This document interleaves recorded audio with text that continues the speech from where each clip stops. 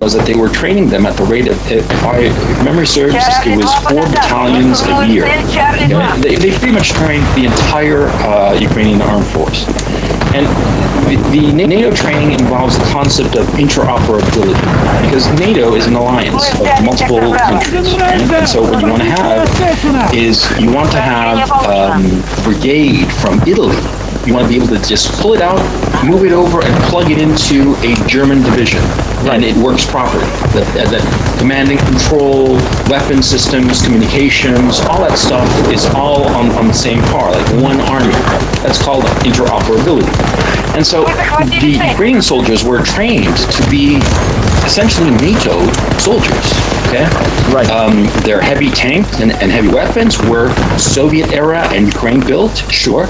But in terms of strategy, in terms of combat tactics, in every sense of the word, they were NATO soldiers. And they were actually better than the best NATO soldiers, including American NATO soldiers, for a very simple reason. The Ukrainians were seeing active and constant combat on the contact line with the Donbass, okay, which is the southeast area, which is the point of contention. You see, the war that started 2012-13. It never ended.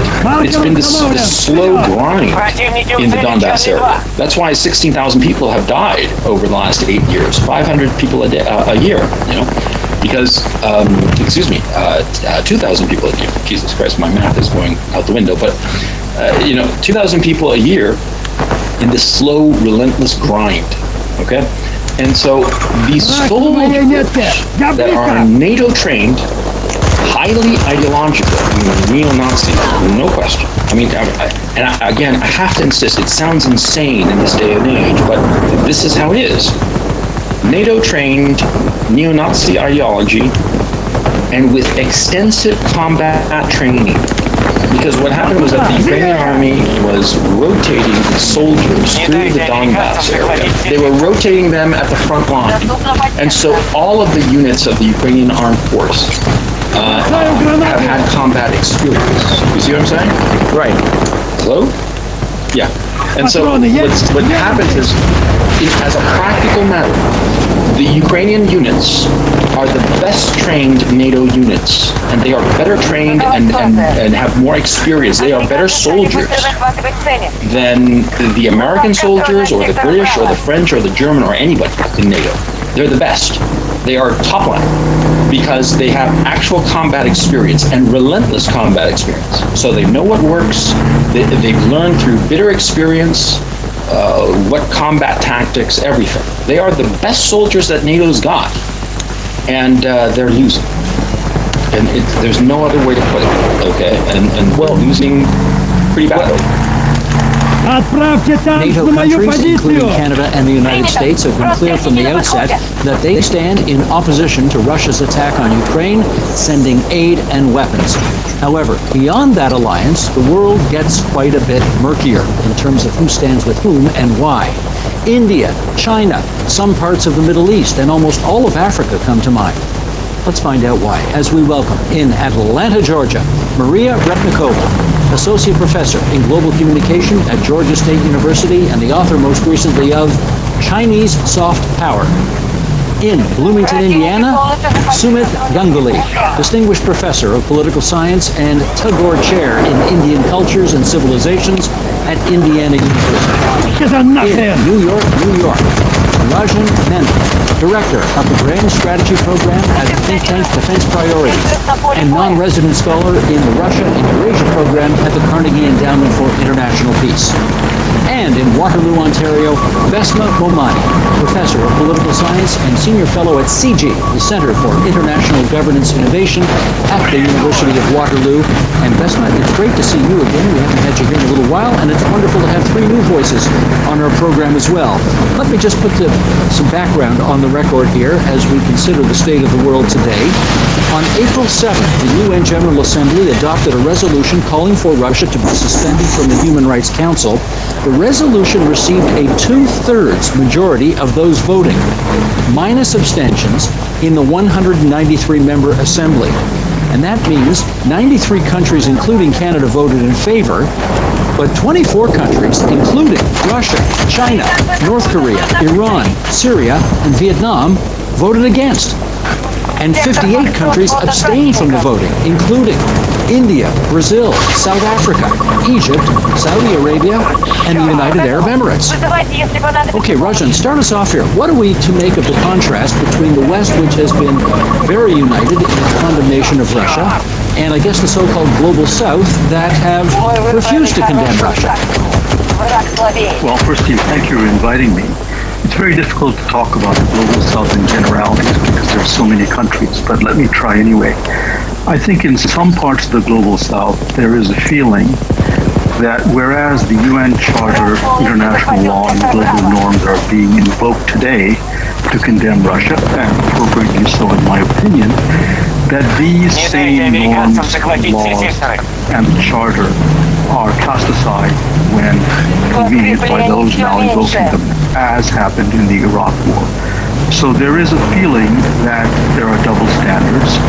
That is the general reason. Now, the particular reason has to do with the particular relationship of countries like India and China and Vietnam and South Africa with Russia. But I won't go into the details of each because I don't want to hog airtime.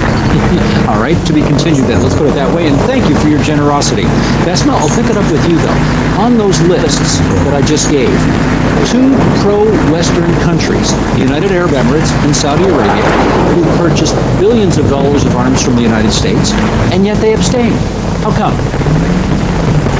Yeah, pretty remarkable. Well, I think it's partly, these countries have not had a very good relationship with Biden. You can't ignore the fact that these are two countries that really enjoyed their relationship with Trump, felt very close to him. Stop. Trump is going to come back. If not Trump, at least Trumpism will come back. That's certainly an issue.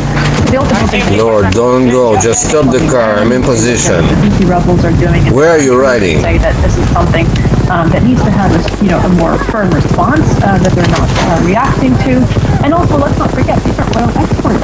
They really gain from having the price of oil quite high, and this is a boon right now for both of their coffers with oil prices above $100 a barrel. We can't ignore that. And lastly, very much related to that point, is that OPEC Plus, which includes Russia, has meant that they've had a very good relationship with Russia. They have cooperated on a great deal of issues when it comes to production and quota. And so I think there's a lot going on there, but it really is a testament to the fact that Americans just can't get their way, despite the fact that they are very much, patrons of the Gulf countries with a whole bunch of arms being going to them. Maria, let me follow up with this. How much of China's decision, in your view, stems from its opposition to NATO versus its support of Russia? Thank you for having me on the show. So China's relationship throughout this war, China's standing has been very complex. It's been trying to straddle this middle line of not condemning Russia, but also not embracing or actively supporting its invasion of Ukraine. At the same time, as I've argued in my planning piece, China's pro-Russian stance has been largely a result or kind of revealing of its anti-NATO and anti-Western sentiments. And we see this in several ways. First of all, much of the rhetoric in state media and official statements has been positioned against NATO in terms of overexpanding, militarizing the region, and as a result pushing Russia towards this act in Ukraine. And secondly, we also see that, again, the double standard logic that was brought up earlier is very much prevalent in Chinese discourse. Why is the West not blamed and not held accountable for its own wars? And finally, I think China is very concerned about potential implications for itself when it comes to future statements by the United Security Council, by the UN at large, is potentially isolating China for its own human rights violations. So it could be Russia today, but China tomorrow. Sumit, in your view, why India? Why were they not part of the Western alliance on this? I think there are at least three compelling reasons why India has abstained so repeatedly on the UN resolutions, including the UN Security Council resolutions. The three reasons are as follows. First, India is acutely dependent on Russia for weaponry. Close to 50% of India's arsenal is either of Soviet or Russian origin. and India cannot easily afford to break this relationship. Second, India has significant energy investments of Sakhalin Island in Russia, and also the Russians have bought at least one refinery in India and have also invested significantly in India's civilian nuclear power programs. And finally, India counts on a veto at the United Nations Security Council on the Kashmir question with Pakistan from Russia. And Russia historically, and the Soviet Union earlier, had repeatedly exercised the veto whenever an anti-Indian resolution was introduced in the UN Security Council, and India can ill afford to alienate Russia on this critical issue. So all these three factors come into play in terms of shaping India's decision. Let me follow up on the first thing on your list, which was weaponry. And to that end, we have a graphic here I'm going to ask our director, Sheldon Osman, to bring up. And for those listening on podcast, I'll read what's here, because Russia's biggest arms buyers, here comes the list. And this is all between the years 2016 and 2020, and all expressed in US dollars. Russia is the world's second largest arms exporter behind, you know who, USA, accounting for roughly 20% of global weapons sales. Moscow sold $28 billion worth of weapons to 45 countries during that 5-year period. Russia exports nearly 90% of its arms to just 10 countries. India, as was just indicated, is the largest buyer of Russian weaponry at $6.5 billion. That's half of India's total arms imports coming from Russia. China is the second largest buyer of Russian weaponry, that's just north of $5 billion, and 18% of its total arms imports come from Russia. But let's fill out the list. There are other countries as well. Algeria, more than $4 billion from Russia. Egypt, more than $3 billion. Vietnam, almost $2 billion. They round out the top 5 of Russia's biggest arms purchasers. Okay, Rajan, let's pick up the story there. We've talked about Russia's key role in China's defense. How about the Chinese reliance on Russian energy? How much of that is part of the story we're talking about here? It's very important, Steve. Russia was a major supplier of arms to China. At one stage, the total dollar value exceeded that given to India. But there are very substantial energy ties going on. China also has what is known as a strategic alliance with Russia. So its abstention or no vote in one case is no surprise at all. If I may take a slight detour to pick up on something that Shamid said, which I agree with. India has been blamed for not lining up and condemning Russia. But there is this pious belief underlying this critique that countries always vote with norms and ethics, never with their interests.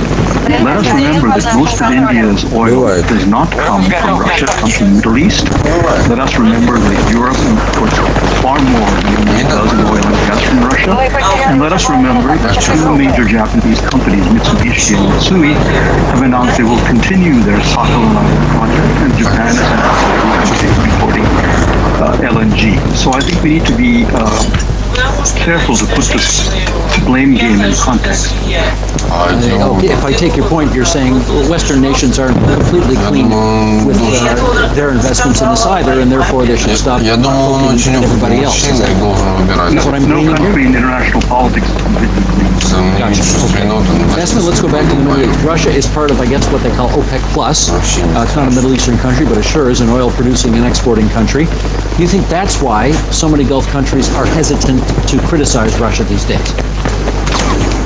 Look, it's an important part of this, absolutely. As I said, they've really relied on Russia to be a responsible producer. And I've had very good relationship with them in the past 5 years during OPEC+, where Russia participates in OPEC meetings, particularly after the JCPOA, when the Iranian oil was offline, when we had a lot of Venezuelan oil offline, and similarly Libya.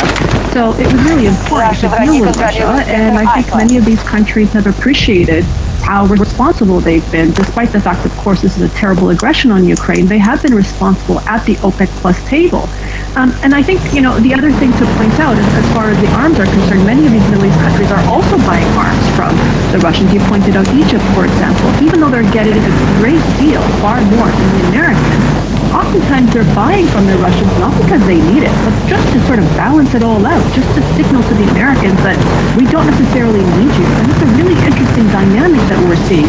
Sometimes, frankly, we've been pointing this out, that, these countries don't need these competitive, arms that have no interoperability with the existing American arms, but they're buying it nevertheless as a way to curry favor with the Russians and to kind of poke the Americans in the eye to say, we don't need you necessarily. There are lots of other, providers of arms too. Roger, can I get you to comment on that? Because, of course, the first thing you'd think of is, if they're buying all this weaponry from the Russians, well, surely they can get it somewhere else. Why don't they just freeze out the Russians and get it somewhere else? But do you think Besma's onto something with the explanations behind why people don't do that? Well, let's take India and China, for example. China has become more self-sufficient in weaponry relative to India, but it still has a large percentage of its weaponry of one way or the other Russian vintage. India even more so. The transaction costs involved in switching suppliers when you have a force structure that is composed of arms from one country is very, very complicated and cannot be done overnight. All right, let me follow up now with Sumit on the issue of number 2 on your list of 3 reasons, and that is the interdependence of energy projects between India and Russia. Give us a sense of how dependent India's energy sector truly is on the Russian Federation. India does not buy, as Raj very correctly pointed out, a substantial amount of oil from Russia.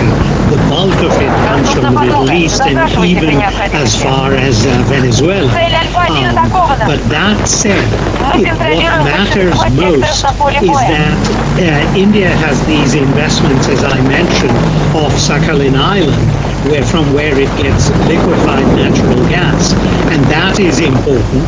And in addition to that, what is vitally important for India is the fact that Russia is the only country that has invested in the Indian civilian nuclear energy sector. Other countries, most notably the United States, which made it possible in 2008 for India to engage in normal nuclear commerce through the US-India Civilian Nuclear Agreement, has not been able to step up to the plate because of the existence of an Indian law which places considerable liabilities on the supplier of even components of the nuclear power plants, not just merely the power plant itself.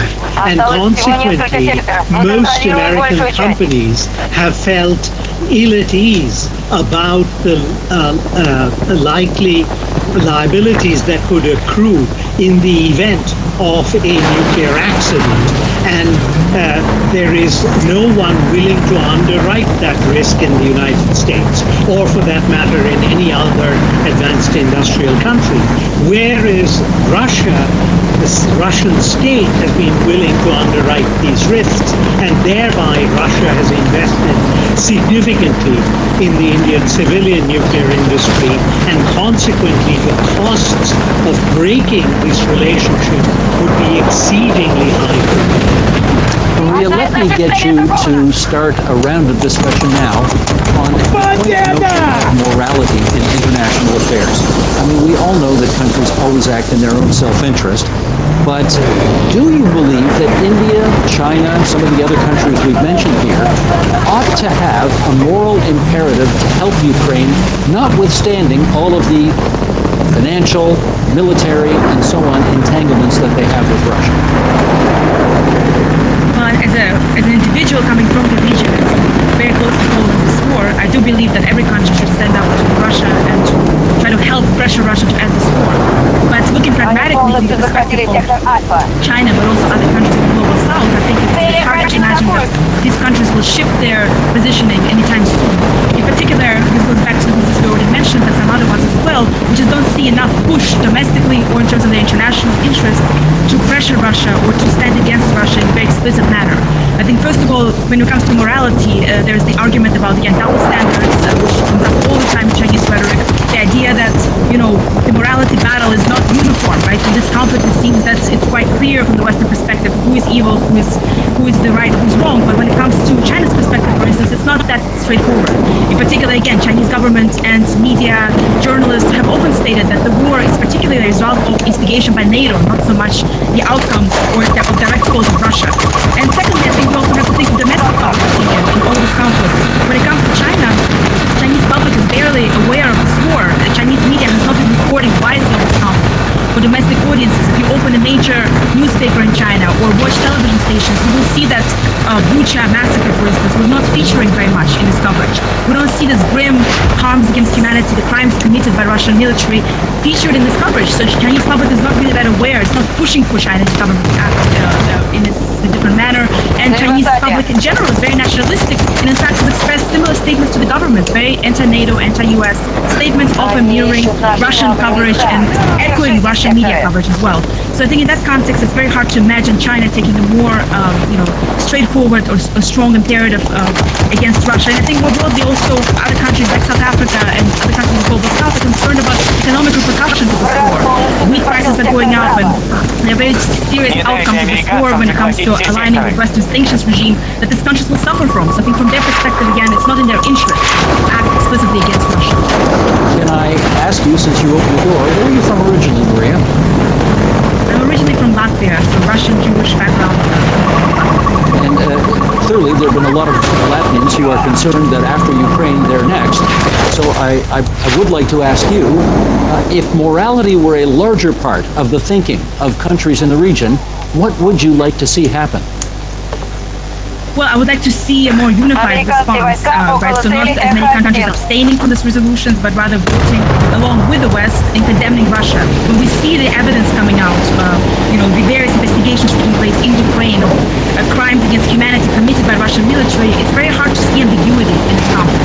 And I think the problem is that, for different reasons, many countries see this as a proxy war of Russia against the United States, not Russia against Ukraine. And in this context, that's a misinterpretation, right? It is a war between Russia and Ukraine, even though other powers have great influence over this conflict. Russia and Ukraine are the ones fighting this war, and I think that's something that gets lost sometimes in the discourse about moral ambiguity in this conflict. Vesma, would you like to see morality playing a larger role in the thinking of countries that so far have been on the fence? Well, I'd like to see more of a humanist approach. I mean, picking up on what Maria said, I couldn't agree more. I mean, this is the challenge. In some way, it's almost reflexive, it seems. Many other countries are seeing this as though it's back to 1991 with Iraq. I mean, the same narrative is being pushed, but somehow it's about regime change that the Russians are trying to prevent. I mean, it's absolutely absurd when you see this naked aggression of the Russians against the Ukrainian people. It's horrific. But somehow they're easy to go back to these frames of this is a war between two superpowers, the West and the East, again, the U.S. and the Russians. And let's not forget, I mean, this is really the Russian propaganda and disinformation that's out there. I mean, absolutely, the Chinese, the Indian media pick this up, but it's a very comfortable framing, right? It's a very comfortable framing, and this is a way for many of these small countries to say, hey, the United States, you're not as powerful as you were before. We're not living in a polar moment. It's not even a bipolar moment. We're living in multipolarity. We are strong. We are nationalistic. Many of these countries have national populist leaders where there's a lot of pride in their success, both economic and political and regional. And again, it's a chance to poke the Americans in the eye. But it's a sad commentary because this is not being seen through the lens of reality, which is this is totally unprovoked.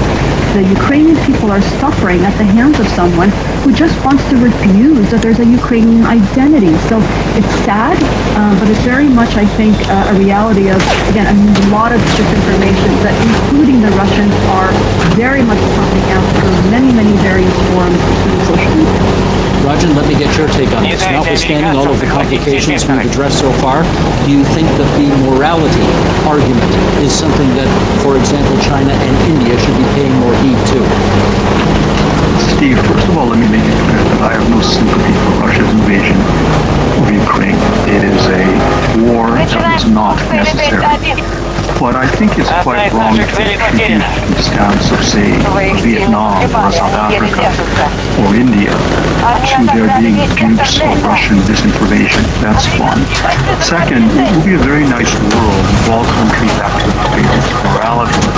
But I cannot think of a single country, whether the global south or the global north, that consistently does that.